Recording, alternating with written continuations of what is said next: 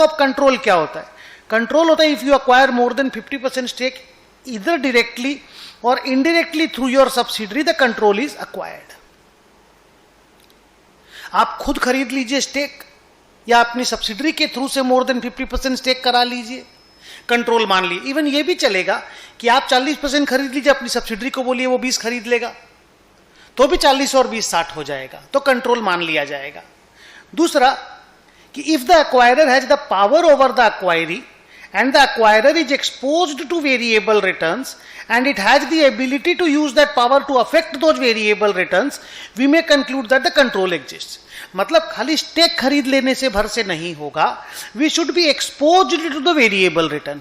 मतलब सब्सिडरी को अगर नुकसान होगा तो वो नुकसान हम लोगों को भी होगा। एंड टू, उस वेरिएबल रिटर्न को, उस नुकसान को संभालने के लिए, वो नुकसान नहीं हो उसके लिए हमारे पास पावर होना चाहिए कि हम लोग उस वेरिएबल रिटर्न को अफेक्ट कर सके, यानी कि हम सब्सिडरी कंपनी की डिसीजन मेकिंग को कंट्रोल कर सके सो दैट उसको वो नुकसान ना हो।